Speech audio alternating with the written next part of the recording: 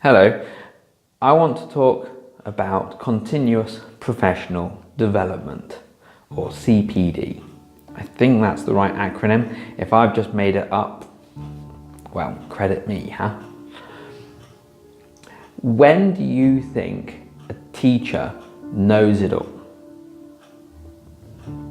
Do teachers ever know it all? And I'm not just talking about their knowledge of English, grammar and vocabulary, spelling, things like that. I'm talking about teaching techniques. Is there ever a time when a teacher can honestly say, I know it all, I know exactly how to do everything in the classroom? I don't think that there is, and if I thought that there was, I wouldn't be making this video. I don't think there is ever a time a teacher can honestly say that, for a couple of reasons. First of all, you can't say it because it's impossible to remember everything and to be continuously applying everything that you know. I've forgotten a huge amount of things. I've got notebooks of like teaching tips and techniques going back 7 or 8 years. I've lost some of them, but I still have 1 or 2. And I open these books and I go, oh, who wrote this? I don't remember writing this. Some of the tips weren't great, some of them are useful, and I've kind of reapplied them. But I've forgotten that I'd even written them. If I've forgotten, it means that I forgot that idea or that tip or that technique. So I forget things, and I'm sure I'm not the only one. There are also areas that I just don't know enough about and that I have to start learning about if I want to do better. In a previous video, I talked about doing the certificate in teaching young learners and teenagers with IH World. I was really glad that I did that course because it kind of revealed to me a lot of blind spots. I didn't really understand or appreciate the importance of classroom management in young learner courses until I did that certificate course. And now I really work hard to have regular routines and a reward system in place that the students understand so that it helps me deliver better lessons. So continuous professional development, I think, is very important for people because they need to learn new things and they need to relearn things they might have forgotten. So that kind of opens up a second question, which is, how do you go about CPD? What do you do to make sure that you as a teacher have skills that are current and up to date and will work in the classroom? Fortunately, there's a simple answer to that. If you're a teacher working in a school, make sure that your school offers regular CPD sessions. And if they don't, change that. Go to your school and say that you want them, offer to run them yourself. One of the best ways to teach better is to teach more, to teach different people and to get feedback on that teaching. So if you want to learn about a particular teaching technique, for example, the difference between PPP, present, practice and produce, and TTT, which is test, teach, test, why not develop an input session, a CPD session for the teachers in your school on that topic? Do that workshop with them and ask for some feedback. See if you've got it right. See if the people that came to that workshop agree with your points.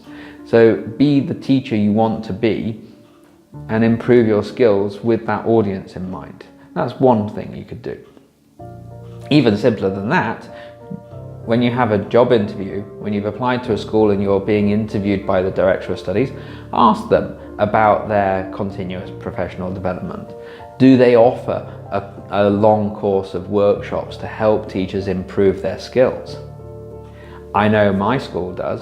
Here at International House Bielsko-Biala, we have a fantastic system whereby teachers can present their own workshops if they're so motivated. And I think it's a great idea to do that. But we also have senior staff who are able to present workshops on a number of different topics.